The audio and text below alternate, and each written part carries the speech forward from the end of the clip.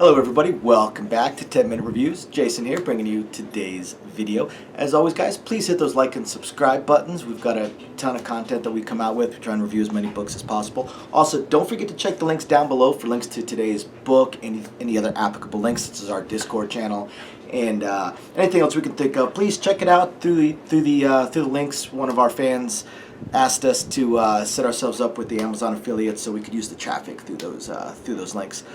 Otherwise, once again, thank you everybody for joining us, and I'm going to go ahead and get right into today's video. So for today's video, I want to talk about one of my favorite authors. I've talked about him many times. I actually feel bad because I'm not wearing the shirt that I have with one of his book covers on it, which I'll definitely wear in some further videos. But I want to talk about Andrew Moriarty. Fantastic science fiction author, one of the best science fiction authors out there as far as I'm concerned, and his new book Imperial Privateer, which is part of his Imperial series. He's got his two series, The Adventures of Jump Space Accountant and the Imperial series, that do occur within the same universe, just not necessarily adjacent time frames. But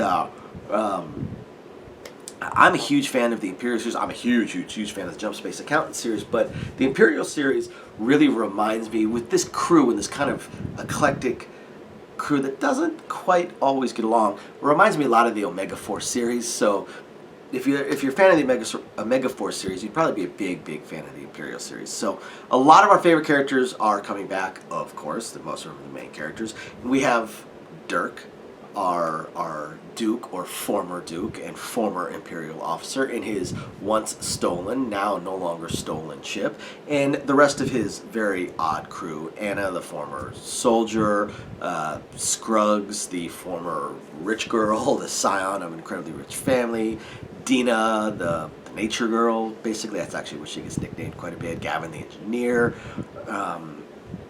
We've got Devon showing back up, Lord Devon, which we've got all these interesting ties within this not just this crew and Devon the Imperial Lord that is not really chasing them, but was kind of in charge of that area and trying to clean it up, and what's going on in the Empire, and this potential little civil war almost kind of brewing, or these betrayals and all that, but they all seem to be intermixed. You know, Devon has his connections to Dirk, and Scruggs has their connections, and we see more and more within this book, more things popping up Anna, and we end up coming across someone who knows him from the past. We learn more about Gavin, and a lot of that was hinted at in some of the previous books, and now it gets even more interesting because it's even more than I thought it was going to be.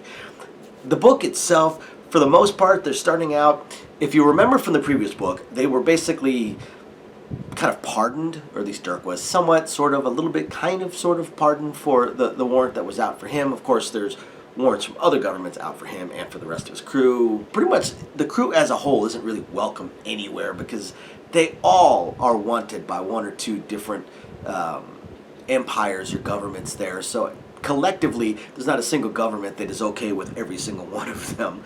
But they were tasked with going back core work, going back to the heart of the Empire to basically spy for Devon, find out what the hell is going on, because he's got his concerns. There's some questions popping up, and then he's got his concerns about his sister and stuff like that. And of course, Dirk, with his connections to the sister, is willing to do this, but first they need to arm their ship a little bit. So the first part of the book deals with them attempting to arm their ship, and unsurprisingly for the Imperial series, things go sideways, and they go sideways very quickly. This crew, if they tried to microwave up lunch, would probably blow up a small planet on accident. Things just don't work out the way they ever plan on them working out, and it seems like everywhere they turn, there's somebody else that wants to kill them, wants to kill one of their members.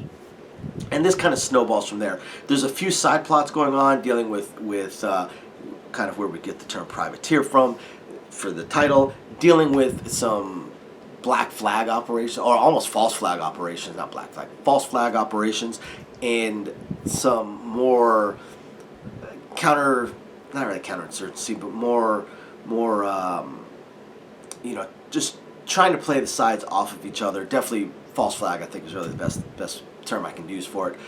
Trying to create conflict where there isn't already conflict, or taking the little bit of conflict and trying to just ignite it into just this huge war, which of course starts to draw Devin in as he's trying to solve this. By sheer accident, Dirk and their crew somewhat get involved in this as well. We end up finding out more about the technology, such as their some of their weapons that theoretically only Devin has. Unfortunately, that doesn't quite happen. And Devin, being one of my favorite characters, he really does start to shine a little bit more in this book. It does feel like he took a small step back. In the previous books, you started to really see that his not too bright persona is absolutely a persona, and he's actually sharp as a tack, and really has a big deliberate front that he puts up. Now in this book, it did feel like he took a step back a little bit, in that it almost felt like he actually got dumber in a lot of ways,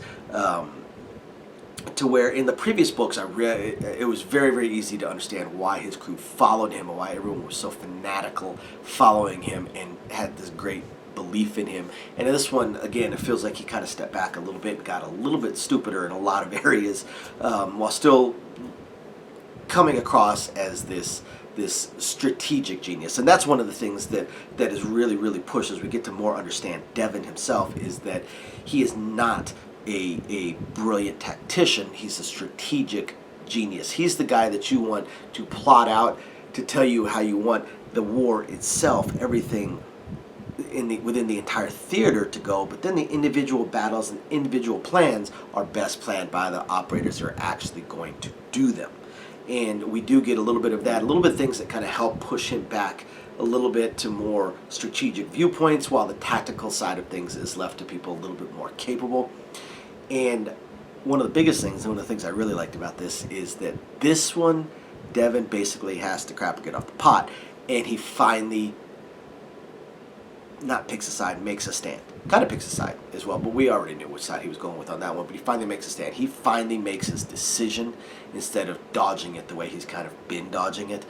Finally makes his decision, plants his feet, says, this is how it's going to be. This is what's going to happen. You can follow me if you want. And of course, most of his people will make the correct choice.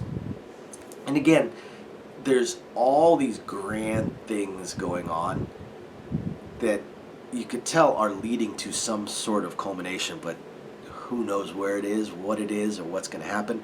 I am looking forward to the next book and where Dirk's crew go next.